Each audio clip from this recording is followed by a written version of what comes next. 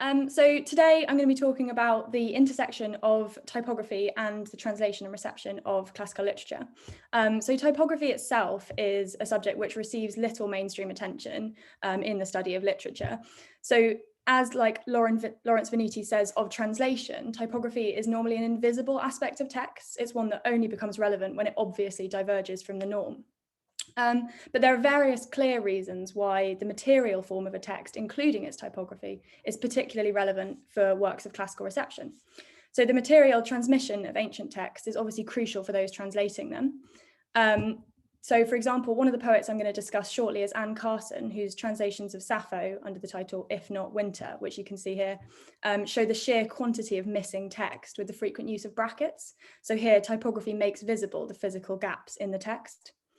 For translators and receivers of Homer, textuality is significant against the backdrop of oral literature.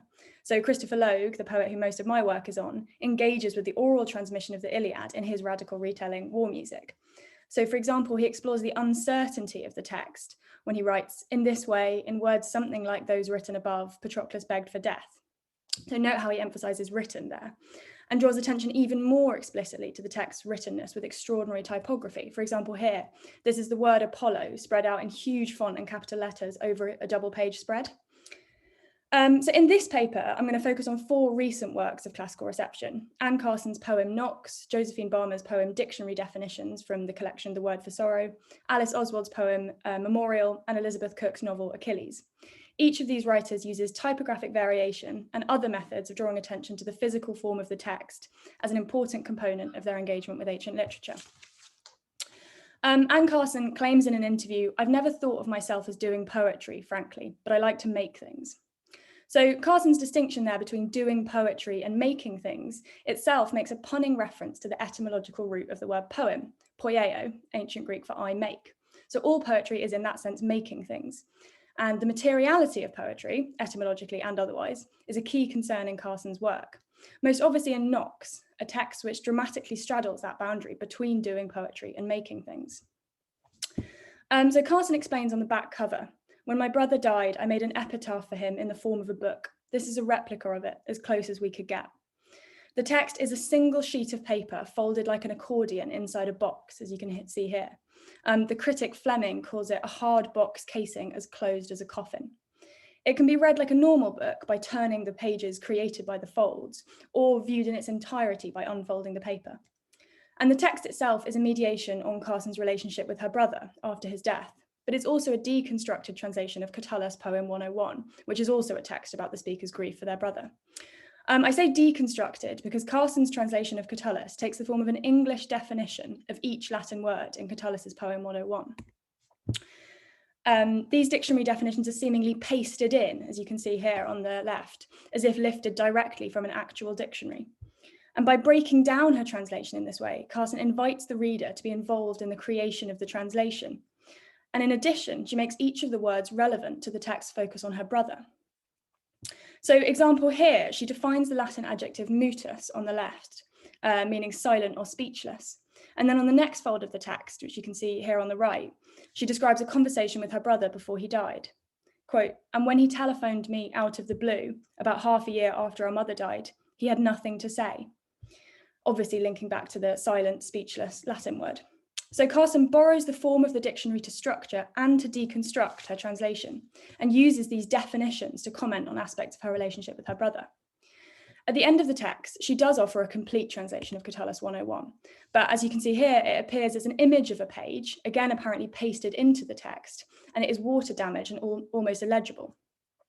So here, Carson represents the difficulty of translation through the physical corruption of the text, clearly relevant for any translation of material from the ancient world. Again, remember Carson's frequent use of brackets to indicate fragmentary material in her translation of Sappho. So whether through the gaps introduced by transmission or translation, Carson makes the material form and physical condition of text a key concern in her reception. In Nox, these gaps come to evoke Carson's attempts to understand her brother's life and his death. She writes, "I study his sentences, the ones I know, as if I'd been asked to translate them." We get a sense of her brother's life as a fragmentary text, mirroring both the deconstructed dictionary definitions, which Carson seems to be asking the reader to turn into a translation, and the final corrupted version of Catullus' poem 101, which you can see here. So the poet Josephine Balmer uses the form of the dictionary in a strikingly similar way to Carson in her poem Dictionary Definitions, which is from the collection The Word for Sorrow. She writes, "My job now to distinguish kaides from cruel, the one carnage, slaughter, a battle massacre, and the other simply blood." And then just jumping forward, this is the final stanza in this poem. "This shroud of Latin, amissus mortuus, the dragging leaden cloak of language, missing in action, presumed dead." So like Carson, Balmer evokes the difficulty of translation specifically through the form of the dictionary. Just as it is her, quote, job to distinguish between the Latin words kaides and cruel, Balmer uses typography to distinguish between languages and forms. She differentiates here between English, Latin, and definitions with normal type, bold type, and italics, respectively. The process of translation is therefore part of the poem. And as we saw in Nox, this deconstruction of translation invites the reader to be involved, to follow Balmer's instruction to distinguish between kaides and cruel. Both poets use typography to open up the process of translation, to make visible its difficulties, and even to make the reader an active participant in it. So Nox and Dictionary Definitions, the two poems that I've just talked about, are both at least semi-autobiographical. They describe the writer's individual translation process and therefore are highly metatextual. I'm now going to move on to talking about two texts which I think demonstrate that the material form of texts, and specifically their typography, can still be a significant site of classical reception, even in works which are not obviously autobiographical or metatextual in the way that Nox and Dictionary Definitions are. The final two texts that I'm going to talk about are Alice Oswald's Memorial and Elizabeth Cook's Achilles. They're both texts that draw on Homer and both use occasional but significant typographic variations to emphasize their own textuality. So Alice Oswald is a poet for whom typography is extremely important. She in fact set up the letterpress, which designs the typography of her poems, and according to its website, quote, designs and publishes poetry in the form of letters, postcards, small packets, aerograms, and other ephemera. The text I'm going to discuss is Memorial, which is an, quote, excavation of Homer's Iliad, according to its subtitle, and which was typeset by the letterpress, which I just mentioned. The most obvious typographic anomaly in Memorial is this list of names that you can see here, which opens the poem. It's about 8 pages long, and it features the names of each casualty of the Trojan War in the style of a stone war memorial that we'd all be familiar with. The list of names that starts the poem has received a fair amount of critical attention. For example, the work of Hanneman and Minchin. And it clearly demonstrates the importance of textual form to Oswald's work, and specifically the way that Oswald, like Balmer and Carson, uses typography to shape her reception of classical literature. But the passage that I'm going to look at is an example of a far more subtle typographic variation. It's the italicization of a single word. This passage comes later in the text and appears in one of Oswald's extended epic similes. Her similes are often drawn from the Iliad, as you might imagine, but they're significantly altered, and they're unusual in that Oswald very rarely makes explicit the link between the tenor and the vehicle of the simile, the tenor being the person or event or action that's being described, and the vehicle being the metaphorical descriptive image. So while a simile normally takes the form of something like A is like B, Oswald's similes tend to simply describe thing A and then move on to describing thing B, leaving the reader to make the links between them. The other unusual aspect of Oswald's similes is that the vehicle, the metaphorical image, is almost always repeated verbatim immediately, as we can see here. So she writes, one of the Myrmidons, a man of influence, a prince of Budeon, he was well dressed. He was generous and reliable until he killed his cousin. Then he became a runaway, then a beggar, then a soldier, then a corpse. A sharp rock struck him, and the understanding drained from his skull. Now he doesn't recognize himself. He seems paler than Epigeius. Like anger, which is so rapturous, so other, it can turn a man, any man, into a murderer. Then all his learning is outwitted. He has to leave his home, his country, and go begging for shelter, with blood printed on his hands. And wherever he goes, people stare and whisper. Like anger, which is so rapturous, so other, it can turn a man, any man, into a murderer. Then all his learning is outwitted. He has to leave his home, his country, and go begging for shelter, with blood printed on his hands. And wherever he goes, people stare and whisper. So this simile is actually one of the more traditional ones in the poem. We get the anger of Epigeius in that first stanza, killing his cousin, and that corresponds quite neatly to the anger in the simile's vehicle. Similarly, Epigeius becoming, quote, a runaway, then a beggar, calls forward to the going begging in the simile. So it initially appears to be quite straightforward. But this simile is actually unique in the typographic variation that occurs between blood in the first stanza and the italicized blood in the second, recalling Balmer's use of the italicized word blood in dictionary definitions, where italics signified that it's a definition. Oswald's simile attempts to catch the reader in the act of assuming the completion of a pattern. Most similes in Memorial have been repeated exactly, and this one embarks on its second stanza as if it has every intention of doing the same, only to catch the reader's eye with that altered italicized blood. This is a material and visual change. Reading these passages aloud would not necessarily alert the listener to the variation. Italics do imply an added emphasis or sometimes even suggest that it should be whispered, but a listener could never be certain that you're hearing an italicized word. And the textuality of the variation between blood and blood, italicized, is compounded by the content of the line, with blood/italicized blood printed on his hands. In the first stanza of the simile, blood printed on his hands seemed to simply describe blood on the man's hands. The word printed suggests its permanence, as if the man, a bit like Lady Macbeth, is haunted by his crime through the endurance of bloodstains. And blood printed perhaps also evokes fingerprints in the context of a crime scene, while the line as a whole echoes the colloquial phrase, "you've got blood on your hands," with the meaning you are responsible for a death. But the italicized blood printed has a different resonance. The italics become a register of the word's writtenness, as if quoted in a text, and printed takes on its literal, literary meaning. The word blood is printed on the man's hands, like ink on the page. The italicization of blood prompts the reader to consider it as an explicitly written word, and this change impacts the connotations of printed, suggesting its specific meaning relating to the printing of texts. Typographic alterations to the form therefore affect the semantic content. And furthermore, this semantic shift extends into the rest of the repeated simile. When Oswald writes, "and wherever he goes, people stare and whisper," at the end of that stanza, the implication is now that the people are staring at or reading the word blood printed on the man's hands. The repetition with alteration that takes place across these two stanzas also has the additional effect of pointing the reader back to the first stanza, in which we read the word blood unitalicized and with nothing to mark it out from the words around it. But with the added writtenness imbued by the italicization in the second stanza, the reader is able to see it for what it is, no less textual or typographic than the italicized blood, and likewise a word printed onto a material, ink on paper. In fact, it's perhaps more textual than its successor. While the italicized blood, as I've just discussed, seems to signify a fictional act of reading by the people in the simile, the blood in the first stanza represents an entirely genuine act of reading, that of the reader of Memorial. By altering the typography of this word, Oswald alerts the reader to the fact that they are just that, a reader viewing a text. Oswald frequently performs this poem and her other poems aloud from memory, and she's commented on the importance of the Iliad's orality in this work. But the italicization of blood is a technique that only affects readers, not listeners of the text. It therefore allows Oswald to emphasize Memorial's textuality and writtenness against the backdrop of oral literature. The final text that I'm going to discuss is Elizabeth Cook's Achilles. It's a novel or a prose poem which draws heavily on the Iliad, like Memorial, along with multiple other sources. The following lines describe Peleus and Thetis' sexual intercourse, the ultimate result of which is the eponymous Achilles.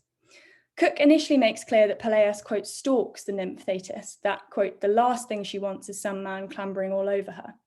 But as Thetis shapeshifts into different forms, because she's a nymph, the power balance also shifts, and the climax of the passage and of the sexual encounter is indubitably hers. So Cook writes, howling with pain, he opens his throat and drinks in the flame. He'll be her scabbard, her sheath, her cup. No lover entered him so thoroughly. A couple of pages later, Thetis has taken the form of a cuttlefish, and we read, he has no choice, referring to Peleus. The labyrinth now has no false corridors. He can only travel to the center. Hit, met, the stars dissolve. He is covered in sticky black ink. So that's the culmination of this sex scene between Peleus and Thetis, where she is transformed from fire into various other animals and things, and then finally into a cuttlefish. So in the form of fire, she penetrates Peleus, and then as a cuttlefish appears to ejaculate onto him, or perhaps even into him. Those words scabbard and sheath, in that first quote are both standard translations of the Latin word vagina. So Cook is positioning Peleus not only as a submissive sexual partner, but also as a biologically female one. And again, note that emphasis on her scabbard there. And Thetis's sexual dominance over Peleus is underwritten, almost literally, by Cook's use of the word ink, relevant both as the produce of the cuttlefish and as a technology of writing. Peleus, like a page of text, is covered in ink. The unusual typographic layout of that hit, met, the stars dissolve, scattered across the page, draws attention to the parallels between Thetis's ejaculation and the act of printing text, just as Oswald's italicization of the word blood heightens the technical, textual meaning of the word printed. And again, this technique is primarily, if not totally, visual. While the voice does perform Cook's spaces and indentations as pauses, increasing the force of the one-syllable hit and met and the climactic effect of the stars dissolve, the speaking voice cannot entirely replicate the visual elements of these lines. The indentation of the lines indicates an onward journey. As Peleus travels to the centre, the words progress across the page and down it, evoking the image of a staircase, which leads with each step closer to the climactic centre of the page and of the sexual encounter. So Cook's use of the word ink confirms the textual and visual significance of this passage and adds to it through the suggestion of a parallel between Thetis's ejaculation and the printing of a text, as I've just argued. So here we witness a unity of form and content. Ink is both the form of the printed page and the content of the passage. And towards the end of Cook's Achilles, in the section called Relay, the text abruptly shifts from ancient Greece to John Keats's London. And there's quite an unusual, sudden change. And in this last section, Keats, the poet, is reading about Achilles, for example, in Chapman's Iliad, and he's also reading Shakespeare's Troilus and Cressida. So we read, "The large Achilles, on his press bed lolling, from his deep chest, laughs out a loud applause." That's Troilus and Cressida. As Keats reads these lines, he feels a little flood of satisfaction. He strokes them appreciatively with his thumb. The way the accents fall, on large, on pressed bed, you can feel the weight of the man sinking into his bed, the words pressing, like the printer's ink, into the page. He takes his pencil to underline, to double underline this place. His chest eases, as if it were his own deep chest freeing itself. "Ah," he breathes in a low voice, "that's nice." He triple scores the margin too, making this place, this book, his own. Just a quick note on this quote. This double underlining that you can see that's going to be crucial to what I'm about to say appears in the 2002 and 2013 editions, but not the 2019 edition. So if you go chasing it, that's why it's not there. I don't know why, which is interesting. So the fundamental theme of this section, Relay, is Keats' sense of identification with Achilles, who the majority of the text has been about. And this sense of identification is forged by Keats reading Chapman's Homer and this section of Troilus and Cressida, among other texts. And here, Achilles' bodily presence in the Shakespeare passage, quote, "the weight of the man sinking into his bed," provokes in Keats, quote, "a little flood of satisfaction," a phrase which perhaps suggests a vaguely erotic aspect to this cross-temporal identification, which might also link it back to Peleus and Thetis's typographic sex scene. These are the two most explicit typographic variations in the entire text, suggesting that there might be sort of further correspondences between them. Crucially, in this passage, Cook, in what we can assume is at least partially the free indirect speech of Keats, situates Achilles' bodily presence and Keats' reaction to it in terms of the metrical and typographic qualities of the page. The way that the accents fall, the words pressing, like the printer's ink, into the page. The suggestion is that Shakespeare has conveyed the weight of Achilles on his bed through the metrical weight of the syllables, provoking, for Keats at least, a metaphorical association between the pressure of Achilles' body and that of the inked words that make up the text. So we move from the physical to the metrical to the typographic. And then in a final twist, this theme of identification is extended onto the reader of Cook's Achilles through a typographic anomaly. As Keats, quote, double underlines the passage in Troilus and Cressida that brings him such satisfaction, we, the readers, witness Keats' underlining of Shakespeare in our own copies of this text, Achilles. So while Keats vividly, even sensually, experiences the metrical weight of Achilles on his press bed lolling, the modern reader visually experiences Keats' typographic addition to the text. As with Oswald's italicization of the word blood, we are abruptly reminded that we, like Keats, are readers of physical or perhaps now digital texts. In Keats' underlining of Troilus and Cressida, we are offered a vision of our own reception of literature, one which is mediated through typographic alteration. So neither Oswald's Memorial nor Cook's Achilles are about translation in the same way as Carson's Nox and Balmer's dictionary definitions are. But we can see that in all four of these texts, typography, whether explicitly or implicitly, makes visible processes which normally go unnoticed, translating, typesetting, even reading itself.